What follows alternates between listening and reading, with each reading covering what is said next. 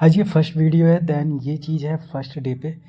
तो जो mobile software work होता है, चाहे एफआरपी हो, चाहे फ्लैशिंग हो, चाहे सॉफ्टवेयर वाला कोई काम हो, ठीक है, ये करने के लिए हमारे पास एक पीसी होना चाहिए। जो कैसा होना चाहिए, क्या चीज़ें उसमें होनी चाहिए, ये मैंने लिखा है।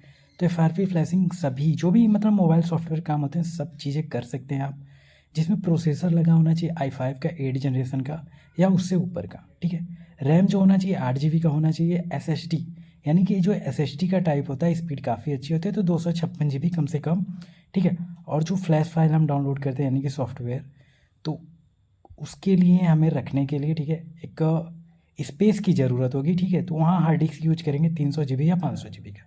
देन इतना आपके पास है तो इनफ है हर काम के लिए। अब ये चीज़ें अगर हम समझ लें तो एक चीज़ होता है, ठीक है। इसके बाद जो दूसरी चीज़ आती है कि जो हमारे फ़ोन होते हैं अलग अलग ब्रांड के होते हैं और उनमें एक कॉमन चीज़ होता है सीपीयू टाइप, ठीक है, जिसका हमें काफ़ी यूज होने वाला है सॉफ्टवेयर फील्ड में, ठीक है। तो ब्रांड है अपने सैमसंग, वीवो, ओप्पो, रियलमी, लावा, आईटेल, इन्फिनिक्स, टेक्नो, ईटीसी, बहुत से ऐसे ब्रांड हैं और ये यूज करते हैं क्वालकॉम का, ठीक है, मीडियाटेक का। और सैमसंग में क्वालकॉम होता है, मीडियाटेक होता है, उसके साथ एक उसका खुद क्या है, एक्जाइनस। गूगल जो होता है वो अपना खुद का यूज करता है। और उसके बाद आता है स्पीडी, ठीक है, यूनिसॉक। उसके बाद एक और आता है हाई सिलिकॉन, किरण करके।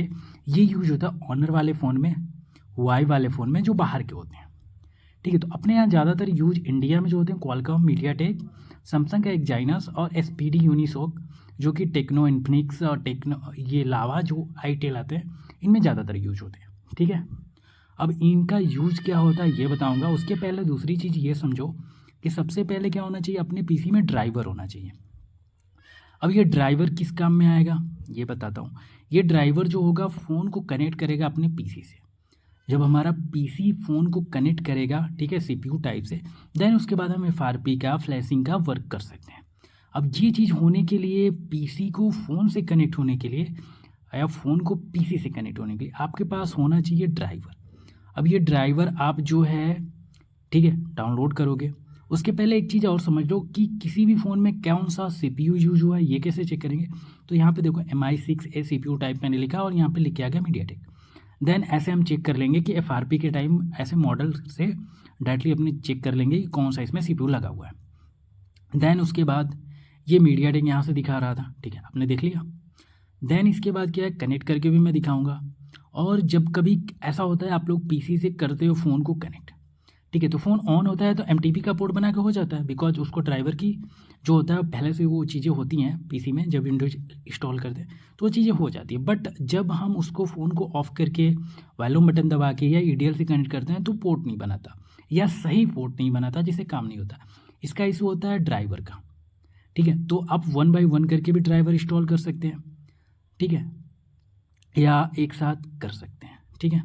अभी कैसे चेक करना है पोर्ट बना रहा है कि नहीं, ड्राइवर इंस्टॉल होगा तभी सही पोर्ट बनाएगा। बट मैं बता देता हूँ कि पोर्ट कैसे चेक करा जाता है। मीन ये है कि पोर्ट बनाएगा तभी अपना काम होगा, तो पोर्ट तो बनना चाहिए। और अगर पोर्ट नहीं बना रहा है तो उसमें कई कारण होते हैं, जैसे केबल का भी ख़राब होना, चार्जिंग पिन का भी ख़राब होना और चार्जर पिन का सही नहीं लगा होना, ठीक है। कभी कभी क्या होता है, कुछ टेक्नीशियन जब फ़ोन को रिपेयर करते हैं, पिन को चेंज करते हैं, देन उस टाइम क्या करते हैं, वो पिन को प्रॉपर तरीके से कनेक्ट नहीं करते, उसकी सारी पिन को नहीं जोड़ते, ठीक है।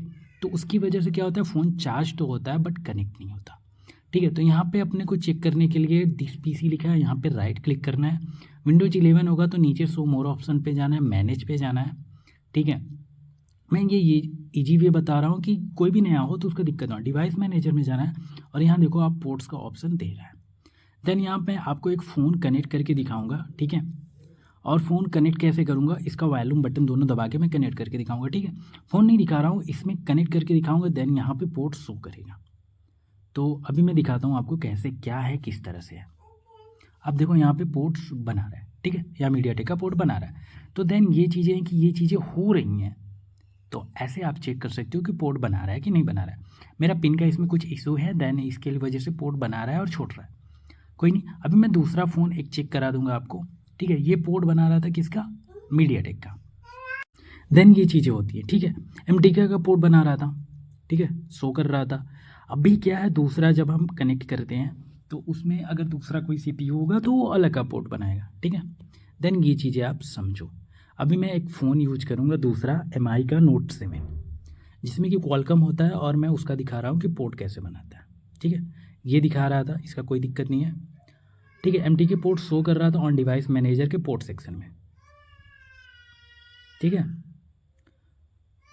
अभी आपको क्या करना है, ये चीज़ देखो। दूसरा मैं कनेक्ट करके दिखा रहा हूँ जिसमें क्वालकॉम का होगा, और उसको कैसे कनेक्ट करते हैं। तो अभी कनेक्ट करने के मीन एक चीज़ और बताता हूँ। बहुत बार ऐसा होता है, आपने सुना होगा कि वॉल्यूम बटन से कुछ फ़ोन को कनेक्ट करते हैं, कुछ को EDL से करते हैं। तो ऐसा क्यों होता है, कैसे होता है, किस तरह से, कौन सा कैसे करा जाता है, ये चीज़ें बताई जाएंगी आगे चल के। ठीक है, तो पहले ये चीज़ें क्लियर हो, नेक्स्ट मैं आपको दिखाता हूँ कि दूसरा कनेक्ट करके। ठीक है, यहाँ पे आप जाएंगे, और जैसे ही मैं उसका EDL शॉर्ट करके देन उसमें प्लग करूँगा, ठीक है, कनेक्ट करूँगा, वहाँ पे आपको मैं दिखाऊँगा।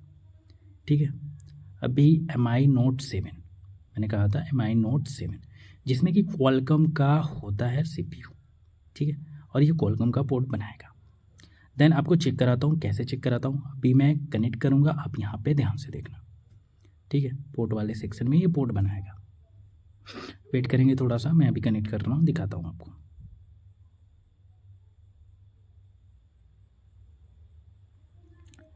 आप देख सकते हो यहाँ पे पोर्ट बनाना स्टार्ट हो गया, और ये पोर्ट वाले सेक्शन में यहाँ पे क्वालकॉम का ले लिया। ठीक है, तो ये चीज़ें होती हैं।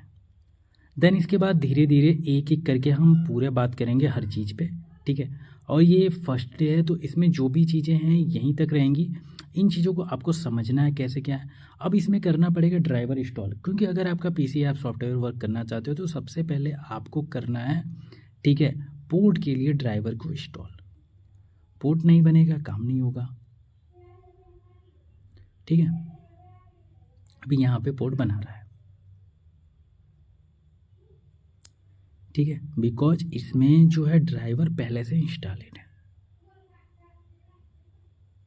अगर नहीं बना रहा है तो ड्राइवर मिसिंग है, ये चीज़ होती है। ठीक है, अगर सही पोर्ट नहीं बना रहा है, गलत पोर्ट बना रहा है, तो मीन की ड्राइवर मिसिंग है। या ऐसे ड्राइवर पे यहाँ पोर्ट बनाएगा तो वहाँ पे सिंबल दे देगा मिसिंग वाला या प्रॉब्लम वाला। ठीक है, तो फर्स्ट हम क्या करेंगे, ड्राइवर को इंस्टॉल करेंगे अपने PC में। ठीक है, ड्राइवर को इंस्टॉल कहाँ से करते हैं, ये चीज़ें मैंने बहुत बार बताई हैं। आप इंस्टा पे मेरा वीडियो देखो, वहाँ पे भी मैंने बताया, यूट्यूब पे भी बताई हैं। तो आप दो तरीक़ों से कर सकते हो, या तो मैनुअली करो, एक एक करके करो, या कुछ तरीके हैं जिनसे आप एक साथ सारे ड्राइवर इंस्टॉल कर सकते हो। तो जैसे आपको सही लगे वैसे कर सकते हो, लेकिन ड्राइवर होना इम्पोर्टेंट है, क्योंकि PC में ड्राइवर होगा तभी आपका वर्क होगा। और अगर सही ड्राइवर नहीं होगा तो आप FRP करते हो, फ्लैशिंग करते हो, फेल हो जाएगा। ठीक है, पूरा तरीके से होगा नहीं। और जब पूरा फ्लैशिंग नहीं होता, पूरा FRP नहीं होता, देन वर्क नहीं होता, तो प्रॉफिट ही नहीं होगा। तो अगर आपको कस्टमर का काम करना है, ढंग से करना है, तो इन चीज़ों की जानकारी आपको होना चाहिए। अब इसको कैसे इंस्टॉल करना है मैनुअली। ठीक है, कभी कभी क्या होता है, देखो आपको कोई भी ड्राइवर की ज़रूरत हो, नेक्स्ट आप देखो क्या करना है आपको, डायरेक्ट क्रोम ओपन करो, वहाँ पे ड्राइवर का नाम लिख के सर्च करो, देन उसको डाउनलोड करके इंस्टॉल कर लो। इजी वे है। ठीक है, अब जितने भी भाई हैं मोबाइल वाले ही हैं, तो सबको इंस्टॉल करना तो आता होगा, चाहे कोई भी सॉफ्टवेयर हो, कुछ भी हो। ठीक है, तो मैनुअली इंस्टॉल कर लो 1 बाय 1 करके, या एक साथ कोई ट्रिक अप्लाई करके कर लो। तो ऐसे भी सॉफ्टवेयर हैं जो एक साथ सारे ड्राइवर इंस्टॉल कर देते हैं, तो ईजी वे है, हो जाता है, तो उसका कोई दिक्कत नहीं है। ठीक है, तो कैसे क्या है ये मैं अगले वीडियो में बता दूंगा। अभी मैनुअली कैसे सर्च करना है, ठीक है, कैसे यूज करना है, ये चीज़ें भी बताई जाएंगी। ठीक है, तो अभी आपको क्या करना है, फर्स्ट मैनुअली इंस्टॉल करना है। तो इंस्टॉल करने के लिए क्रोम पे डायरेक्ट ओपन करके आप सर्च कर सकते हो जो भी ड्राइवर चाहिए। ठीक है, वो चीज़ें।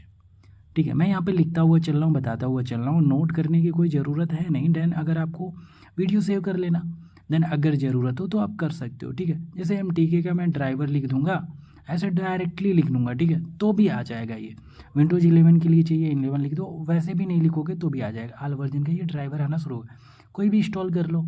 ठीक है, एंड्रॉयड फाइल होस्ट करके आता है, ये ज़्यादा अच्छे होते हैं, ये यूज भी करते हैं बहुत से लोग। ठीक है, तो ये भी कर सकते हो आप। तो ये अच्छी चीज़ें आप यहाँ से कर सकते हो 1 बाय 1 करके, मतलब सारे ड्राइवर आप ऐसे सर्च करके डाउनलोड करके इंस्टॉल कर सकते हो। मैं वीडियो लंबी नहीं हो इसलिए काफ़ी बार ऐसा करता हूँ, ऐसे सर्च करके दिखा देता हूँ, इंस्टॉल करके नहीं दिखाता।